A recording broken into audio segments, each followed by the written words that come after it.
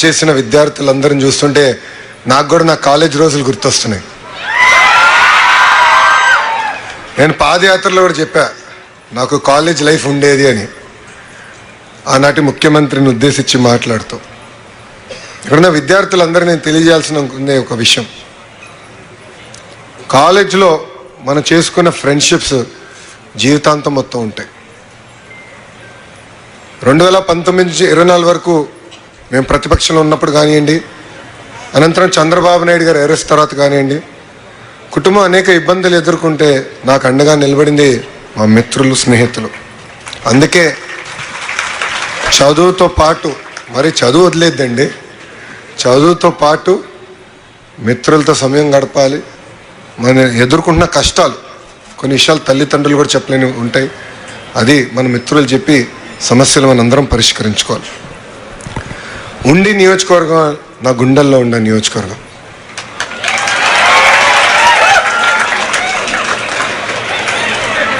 నేను రఘురాజ్ గారి గురించి చెప్పలే, ఉండి నియోజకవర్గం గురించి చెప్పా. గురువు గారు నుంచున్నారు.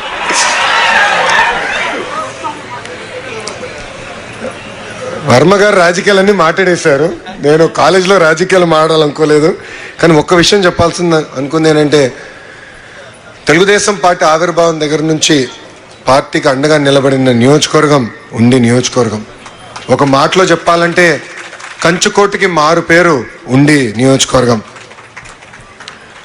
108 ఏళ్ల చరిత్ర ఉన్న ఉండి జెడ్పీ హై స్కూల్ని రెనోవేట్ చేశారు రఘురామకృష్ణరాజు గారు. నా చేతులుగా ఆ రెనోవేషన్ని ఓపెన్ చేస్తున్న నిజంగానే నా అదృష్టంగా భావిస్తున్నా. మనసున్న మహారాజు పివిజి రాజు గారు ఈ స్కూల్ని ప్రారంభించారు. విద్యా వ్యవస్థల కోసం అనేక సంస్కరణలు తీసుకొచ్చారు. అసలు ఆంధ్ర రాష్ట్రానికి ఎయిడెడ్ స్కూల్స్ పరిచయం చేసిన వ్యక్తి పివిజి రాజు గారు. సిరిస్ రాజు గారు లాంటి గొప్ప వ్యక్తులు కూడా ఆ స్కూల్లో చదువుతాం జరిగింది. ఇప్పుడు మన ఫైర్ బ్రాండ్ ఆర్ఆర్ఆర్ గురించి కూడా ఒక 2 మాటలు చెప్పాల్సిన అవసరం ఉంది. ఆర్ఆర్ఆర్ అంటే ఏంటో తెలుసా? Real, responsible, rebel. రెబెల్ మర్చిపోకూడదు మనం. రియల్ అనే విషయం, ఎందుకంటే వ్యక్తిగతంగా ఇద్దరం దాదాపు ఒక దశాబ్దం పాటు కలిసి ప్రయాణం చేసాం. కొన్ని సందర్భాల్లో విభేదించాం, ఇదేమో అందరు తెలిసిన విషయమే, విభేదించాం, కానీ ఎప్పుడు మిత్రులుగానే ఉండిపోయాం. ఎప్పుడైతే చంద్రబాబు నాయుడు గారిని అరెస్ట్ చేశారో నాకు టాప్ మొదటి 10 మందిలో ఫోన్ చేసిన వ్యక్తి ఆర్ఆర్ఆర్ గారు. వేరే పార్టీ అయినా ఫోన్ చేసి జరిగింది కరెక్ట్ కాదు, లేదు మీకు అండగా నిలబడతాం, లీగల్గా నీకు ఏం హెల్ప్ కావాలంటే కూడా గైడ్ చేస్తానన్నారు. నేను ఆనాడు ఢిల్లీకి వెళ్ళి ఉన్నప్పుడు కూడా ప్రతి క్షణం నాతో ఉండేవారు. కోర్టులో ఏం జరుగుతుంది, ఏం చేస్తే బాగుంటుందని నేను గైడ్ కూడా చేశారు. అందుకే అంటున్నా, రియల్ మనసున్న వ్యక్తి ఆర్ఆర్ఆర్ గారు. మనందరం చూసాం, 5 ఏళ్ళు అనేక పోరాటాలు చేశారు. రాజద్రోహం కేసు పెట్టి కొట్టినా కూడా ఆయన పట్టించుకోలేదు. నమ్ముకున్న సిద్ధాంతాల కోసం ఆయన ముందరికెళ్ళారు. మీరందరూ ఆశీర్వదించారు, మంచి మెజారిటీ ఆయన గెలిపించారు. గెలిచిన తర్వాత ఇప్పుడు ఎమ్మెల్యే అయిపోయాను, రిలాక్స్ అవలా.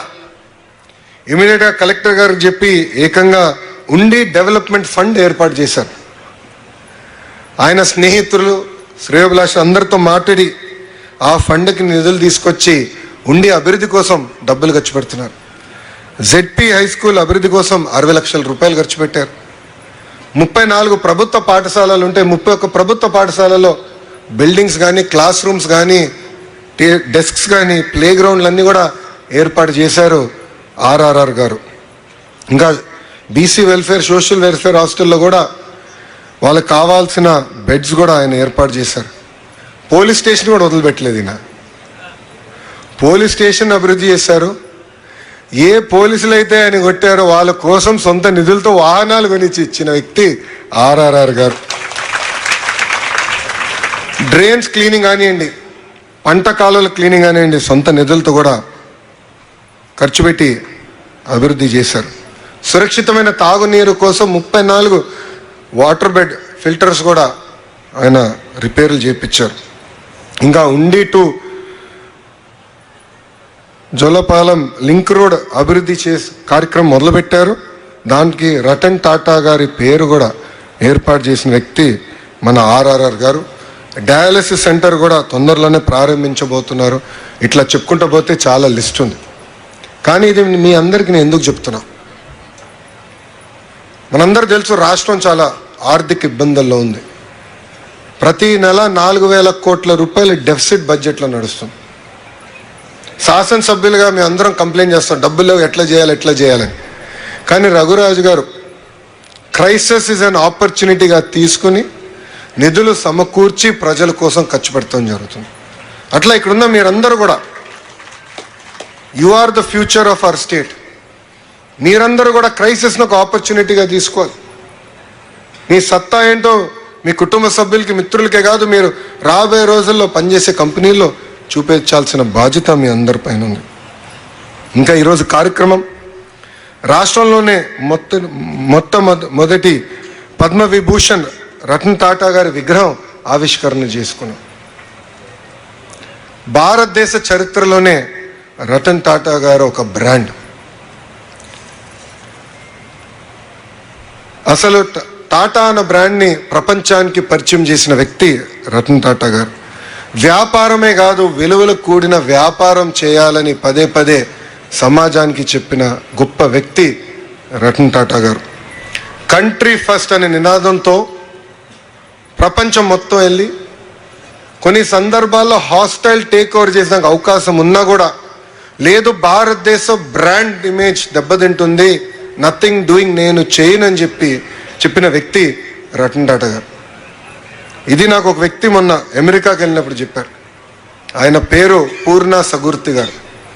పూర్ణ గారు ఆంధ్ర యూనివర్సిటీలో చదివి ఈరోజు బ్యాంక్ ఆఫ్ అమెరికాలో నంబర్ 2 పొజిషన్ వైస్ చైర్మన్గా ఉన్నారు. ఆయన నేను కలిసి రతన్ టాటా గారి గురించి మాట్లాడుతుంటే ఆయన చెప్పారు, లోకేష్ ఆనాడు ఒక హోటల్ బ్రాండ్కి హాస్టల్ టేక్ ఓవర్ చేసే అవకాశం ఉంది, అసలు తాజ్ హోటల్స్ని ప్రపంచం మొత్తం తీసుకెళ్ళడానికి అవకాశం ఉంది, ఆ రోజు చేద్దామని సలహా ఇస్తే లేదు, భారతదేశ బ్రాండ్ దెబ్బతింటుందని చెప్పిన వ్యక్తి రతన్ టాటా గారు అని ఆయన నాకు చెప్పారు. అంతేకాదు ప్రపంచంలో నష్టాల్లో ఉన్న కంపెనీలు ఈయన టేక్ ఓవర్ చేసి టర్న్ అరౌండ్ చేశారు, అంటే లాభాల్లోకి తీసుకొచ్చారు. టాటా గ్రూప్ని సాల్ట్ నుంచి సాఫ్ట్వేర్ వరకు తీసుకెళ్లారు. ఇక్కడ చాలామంది త్వరలో టీసీఎస్లో కూడా చేరబోతున్నారు. ఆయన నాయకత్వంలో Tata Motors, Tata steel, TCS, Tata power, Tata chemicals ఇట్లా అనేక సంస్థలు స్థాపించి లక్షలాది మందికి ఉద్యోగాలు కల్పించారు. అసలు భారతదేశంలో ఇండికా కార్ తయారు చేసి ఒక డెవలపింగ్ కంట్రీ ఒక కారు కూడా తయారు చేయగలుగుతుందని ప్రపంచానికి చెప్పిన వ్యక్తి రతన్ టాటా గారు. అంతేకాదు last 10 years of his life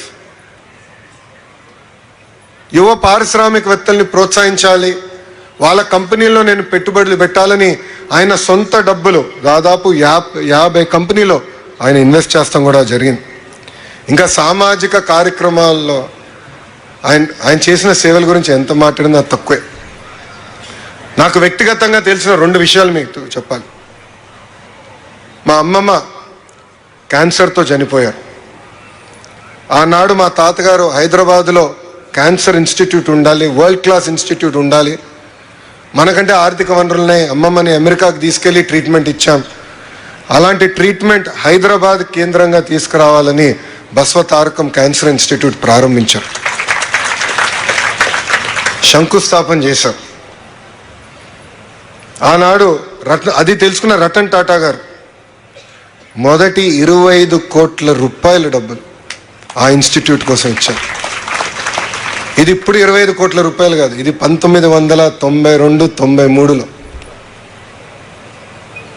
ఒక్క ఫోన్కి ఆయన 25 కోట్ల రూపాయలు ఇచ్చారు. అంతెందుకు మన 2014లో తెలుగుదేశం ప్రభుత్వం ఉన్నప్పుడు హుదూద్ తుఫాన్ వచ్చింది విశాఖపట్నానికి. ఆనాడు నేను టాటా ట్రస్ట్ సిఇఓకి ఫోన్ చేసి ఇట్లా హుదూద్ వచ్చింది కొంచెం ఆదుకోండి అని కోరితే ఆయన ఫోన్ పెట్టేసి 30 seconds తర్వాత నాకు ఇప్పుడే రతన్ టాటా గారితో మాట్లాడాను, 3 కోట్ల రూపాయలు మేము ఇప్పుడు నిధులు ట్రాన్స్ఫర్ చేశామని చెప్పారు. డబ్బులు ఇస్తాం గొప్ప కాదు. నేను అడిగాను ఎప్పుడు వస్తారు ఆయన, నా స్వార్థం కూడా ఉంది, గురువుగారు నేను కలవచ్చు కదా అని. ఎప్పుడు వస్తారు ఆయన అని అడిగితే మాకు మార్కెటింగ్ అవసరం లేదు, మాకు ప్రెస్ రిలీజ్ అవసరం లేదు, ప్రజల్ని మీరు జాగ్రత్తగా చూడండి, డబ్బులు సరిపోతే మాకు ఫోన్ చేయండి, మళ్ళీ ఇస్తానని చెప్పిన గొప్ప వ్యక్తి రతన్ టాటా గారు. ఆయన చనిపోయే ముందల నేను బాంబే హౌస్కి వెళ్ళా. బాంబే హౌస్ టాటా సంస్థకి హెడ్ క్వార్టర్స్. అక్కడ నేను టాటా సన్స్ చైర్మన్ చంద్ర గారిని కూడా కలిశాను. ఆ రోజు అడిగా, రతన్ టాటా గారు ఎలా ఉన్నారంటే, చెప్పలేని పరిస్థితుల్లో మేము అందరం ఉన్నామని ఆయన బాధపడుతూ నాకు చెప్పారు. నిజంగానే ఆయన చనిపోయే ముందల కూడా ఆంధ్ర రాష్ట్ర చరిత్రలో ఎప్పుడు జరిగిన విధంగా టీసీఎస్ ప్రకటిస్తూ జరిగింది. కనీసం 10,000 మందితో విశాఖపట్నంలో ఒక డెవలప్మెంట్ సెంటర్ ఏర్పాటు చేయబోతున్నాం. రాబోయే 3 నెలల్లో ప్రభుత్వం చేతుల్లో ఉన్న మిలీనియం టవర్స్లో 2,000 మంది పనిచేయబోతున్నారని సభాముఖంగా తెలుపుతున్నాం. రతన్ టాటా గారు చనిపోయారు తెలిసిన వెంటనే ఆ రోజు మా క్యాబినెట్ మీటింగ్ ఉంటే క్యాబినెట్ మీటింగ్ క్యాన్సిల్ చేసుకుని గౌరవ ముఖ్యమంత్రి గారు నేను కలిసి అక్కడికి వెళ్ళాం. ఆయన గుర్తుగా మన ప్రభుత్వం రతన్ టాటా ఇన్నోవేషన్ హబ్ అమరావతిలో ఏర్పాటు చేసి వరల్డ్ క్లాస్ ఇన్నోవేటర్స్ అందరిని అక్కడ తీసుకొస్తంతో పాటు మన లోకల్ ఆంటర్‌ప్రెన్యూర్స్ని ప్రోత్సహించి వాళ్ళకి మెరుగైన నెట్వర్కింగ్ ఆపర్చునిటీస్ ఇవ్వాలనే లక్ష్యంతో మేము త్వరలో ప్రారంభించబోతున్నామని ఈ సభాముఖంగా మీ అందరికీ తెలుపుతున్నాం. ఇక్కడ ఫస్ట్ ఇయర్ స్టూడెంట్స్ ఉన్నారు, సెకండ్ ఇయర్ స్టూడెంట్స్ ఉన్నారు, సీనియర్స్ అంటే 4th ఇయర్ స్టూడెంట్స్ ఉన్నారు. ఎగ్జామ్స్ అయిపోతే మీరు మీ దారి వెళ్ళిపోతారు. కానీ మీకు చదువు చెప్పిన ఉపాధ్యాయులు కానివ్వండి, లేదంటే మీరు ఏ కాలేజ్లో చదువుకున్నారు, ఏ స్కూల్లో చదువుకున్నారు, దయచేసి మర్చిపోద్దండి. మీ వంతు సేవ చేయండి. మాతృభూమి మన రాష్ట్రానికి సేవ చేయండి. మీ కంపెనీలో అడ్వకేసీ చేసి మీ కంపెనీ ఆఫీస్ని ఆంధ్ర రాష్ట్రంలో పెట్టించే బాధ్యత మీరందరూ తీసుకోవాలని ఈ సభాముఖంగా కోరుకుంటున్నాం. ఇంకా విద్యా వ్యవస్థ గురించి మీ అందరూ తెలుసు, చాలా కఠినమైన శాఖ. నాకు కఠినమైన శాఖలు బాగా ఇష్టం. నా జీవితంలో కూడా రోడ్ లెస్ ట్రావెల్ ఏదన్నా ఎతికి నేను ఆ రోడ్డు పైన వెళ్తా. మంగళగిరి నియోజకవర్గం తెలుగుదేశం పార్టీ 1985 తర్వాత గెలవలేదు, అంటే 40 సంవత్సరాలు గెలవని నియోజకవర్గంలో నేను పోటీ చేశా. 2019లో ఓడిపోయా, 5,300 ఓట్లతో ఓడిపోయా. బాధ ఉండే, ఒకరోజు బాధ కలిగింది. అరే ఇంకా కష్టపడి ఉంటే బాగుండేది, కనీసం 2 నెలల ముందర వచ్చింటే ప్రజలు నేను కన్విన్స్ చేసి ఉండేవాడిని కదా అని అనిపించింది. కానీ 5 సంవత్సరాలు నేను వదిలిపెట్టలా, కష్టపడ్డా. ఎక్కడైతే ఓడిపోయానో అక్కడనే గెలవాల లక్ష్యంతో పనిచేశాను. ప్రజల ఆశీస్సులతో 91,000 మెజారిటీతో గెలిచి శాసనసభ్యుడిగా మేము ముందర నుంచుంటాం. ఇది మీ అందరికి ఎందుకు చెప్తున్నానంటే, దేవుడు ఒక్కొక్కరికి ఒక రకమైన పరీక్ష పెడతారు. ఆ పరీక్షని కూడా జయించే శక్తి దేవుడు మనకిస్తాడు. మన జీవిత ప్రయాణంలో అనేక ఇబ్బందులు మనందరం ఎదుర్కోబోతున్నాం, మనందరం. కానీ ఆ సమస్యల్ని జయించే శక్తి కూడా మనకిస్తారు. ఒక్క సంకల్పంతో ఎప్పుడైతే మనందరం కలిసి పనిచేస్తామో అది మనం సాధించగలుగుతాం. సో నమ్ముకున్న సిద్ధాంతాలకి కట్టుబడి ఉండాలి. మన కష్టకాలాల్లో మనకి అండగా నిలబడిన వాళ్ళు, మనతో నిలబడిన వాళ్ళని మన జీవితాంతం గుర్తుపెట్టుకుని మన జీవిత ప్రయాణం చేయాలని ఈ సభాముఖంగా ఇక్కడున్న యువకులందరినీ నేను కోరుతున్నా. ఇంకా విద్యాశాఖకు వచ్చేగల అనేక సంస్కరణలు తీసుకొస్తున్నాం. కేజీ నుంచి పీజీ వరకు కరికులం మొత్తం రీవ్యాంప్ చేయాలని ఒక నిర్ణయం తీసుకున్నాం. మీ సంస్థ యజమానితో కూడా ఒకసారి కలుస్తాం జరిగింది. కొత్త యాప్షి చైర్మన్ కూడా వచ్చారు. కరికులం మొత్తం ఎట్లా రీవ్యాంప్ చేసి ఇండస్ట్రీకి దగ్గర ఎట్లా తీసుకురా లక్ష్యంతో మన ప్రభుత్వం పనిచేస్తుంది. అంతేకాకుండా రాజకీయాల్ని విద్యా వ్యవస్థకు దూరం పెట్టాలని లక్ష్యంగా మేము పనిచేస్తున్నాం. అందుకే మీరు చూస్తే ఏ కార్యక్రమం అయినా కూడా, విద్యాశాఖ సంబంధించిన ఏ కార్యక్రమం అయినా కూడా ప్రజాప్రతినిధులు ఫోటోలు లేవు, పార్టీలు రంగు లేదు, మాకు ఆ పిచ్చి లేదు.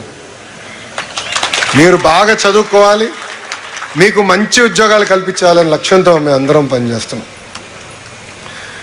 ఇంతేకాకుండా పెద్దల పేరుతో అనేక సంక్షేమ కార్యక్రమాలు పెట్టాం. డాక్టర్ సర్వేపల్లి రాధాకృష్ణన్ గారి పేరుతో స్కూల్ కిట్స్ అందజేస్తున్నాం. డొక్కా సీతమ్మ గారి పేరుతో ఈరోజు మధ్యాహ్న భోజనం పథకం అందజేస్తున్నాం. మీరు ఇక్కడ కూడా చూస్తే వేదిక పైన ఉన్న ఫ్లెక్సీలో కూడా ఎక్కడ రాజకీయ నాయకుల ఫోటోలు లేవు. ఆ లక్ష్యంతోనే మన ప్రభుత్వం పనిచేస్తుందని ఈ సభాముఖంగా తెలుపుకుంటూ, చివరిగా నేను పాదయాత్ర చేసినప్పుడు మహిళల్ని కలిశాను. వాళ్ళు ఒక్కటే అనేవారు, మాకు భద్రతగా అనిపించట్లేదు, మాకు మీరు భద్రత కల్పించాలి. ఆనాడు కూడా అనేక మీటింగ్లో చెప్పేవాడిని, చట్టాలే కాదు సమాజంలో మార్పు రావాలి. అనేక మీటింగ్లో కూడా నేను చెప్పాను. కొంతమంది కొన్ని పదాలు వాడతారు, చీర కట్టుకున్నావా, గాజులు తొడుక్కున్నావా అని మగవాళ్ళ వైపు చూసి మాడతారు. ఇంట్లో అమ్మాయిలాగా ఏడవద్దని అబ్బాయిలకి మగవాళ్ళకి చెప్తారు. అది సరికాదు. ఆ మార్పు తీసుకొచ్చేదానికే కేజీ నుంచి పీజీ వరకు ఆడ మగ సమానం అనేది అహర్నిశలు మేము నేర్పిస్తాం. మీకు ఉదాహరణ ఇస్తాం. మాకు స్కూల్ టెక్స్ట్ బుక్స్ మేము తయారు చేస్తాం.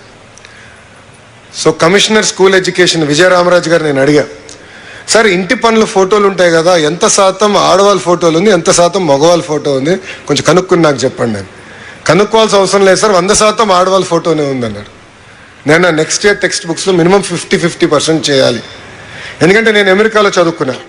బ్రహ్మణికి నాకు పెళ్ళైన తర్వాత మేము అమెరికాకి వెళ్ళాం. ఇద్దరం కలిసికట్టుగా చదువుకున్నాం. అక్కడ ఇంటి పనులు సమానంగా చేసేవాళ్ళం. ఒకసారి ఆమె లాండ్రీ చేస్తే రెండోసారి నేను చేశాను. సో టెక్స్ట్ బుక్స్లో కూడా ఫోటోల దగ్గర నుంచి ప్రతి విషయంలో కూడా ఆడమగ సమానం అనే లక్ష్యంతో మన ప్రభుత్వం పనిచేస్తుందని ఈ సభాముఖంగా మీ అందరికీ తెలుపుకుంటూ, మగవాళ్ళు చప్పట్లు కొట్టర్లేండి. ఇంకా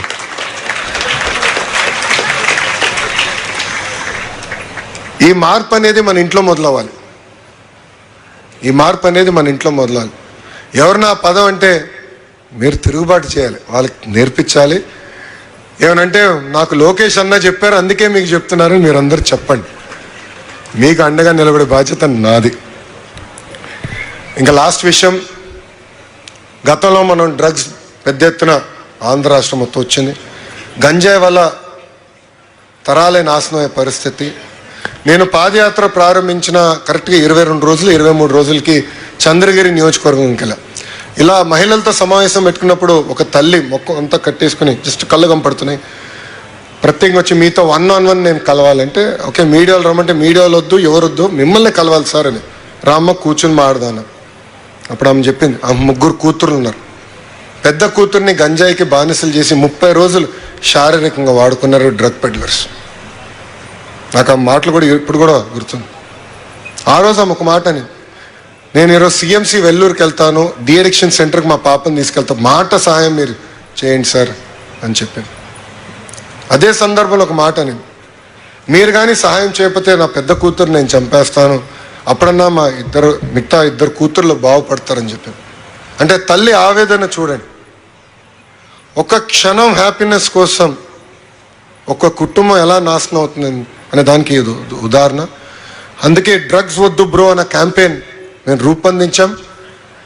నక్సలిజం పైన ఎట్లయితే గ్రే హోన్స్ ఆనాడు అన్నగారు ఏర్పాటు చేశారో, డ్రగ్స్ పైన ఈగల్ మన ప్రభుత్వం ఏర్పాటు చేసింది. చాలా సీరియస్గా తీసుకుంటున్నా. ఎవరైనా వచ్చి మీకు డ్రగ్స్ లేస్ చాక్లెట్లు కానీ ఎన్ని ఇస్తే మేము కాల్ సెంటర్ పెట్టాం, దానికి మీరు ఫోన్ చేయండి, మాకు కంప్లైంట్ చేయండి. ఇది చాలా సీరియస్గా తీసుకుంటుంది మన ప్రభుత్వం. అంతేకాదు, మీరందరు సినిమాలు బాగా చూస్తారో నాకు తెలుసు, అందరు నవ్వుతున్నారు. సినిమా వచ్చే ముందల థియేటర్లో ఎవరు వస్తారండి? గట్టిగా చెప్పండి, ఎవరు? ముఖేష్ దగ్గుతూ ఉంటారు, మనందరం నవ్వుతున్నాం. అప్పుడు కూడా నవ్వుతాం, ఇట్లా దగ్గుతూ ఉంటాడు, ఏముంది లేదు దీనివల్ల అని. సిగరెట్ వల్ల ముఖేష్ జీవితం నాశనం అవుతుంది, కానీ డ్రగ్స్ వల్ల మన కుటుంబం మొత్తం నాశనం అవుతుంది. మన జీవితం ముఖేష్ కన్నా దారుణంగా ఉంటుంది. అందుకే డ్రగ్స్ వద్దు బ్రో, డోంట్ బీ ముఖేష్ అని ఈ సభాముఖం ఇక్కడున్న యువకులందరికీ నేను తెలుపుకుంటూ, నాకింత ఇంకా రఘురాజ్ గారు ఏం చేసినా ఆయన స్టైలే వేరు, ఆయన రూటే వేరు. మేము అసెంబ్లీ సెషన్స్ అప్పుడు గురుగారు అసెంబ్లీ సెషన్లో అనుకుంటా మేము కలిసాం. అసెంబ్లీ సెషన్స్లో అప్పుడే డిప్యూటీ స్పీకర్ అయ్యారు, పక్కన కూర్చుని మేము మాట్లాడుకుంటా ఉంటే అప్పుడు చూపిస్తున్నాడు ఆయన, రతన్ టాటా గారు విగ్రహం తయారు చేస్తున్నా కరెక్ట్గా వచ్చిందా, బుగ్గలు చిన్నగా ఉన్నాయా, జుట్టు కరెక్ట్గా ఉందా అనే నా దగ్గర తెలుసుకున్నాను.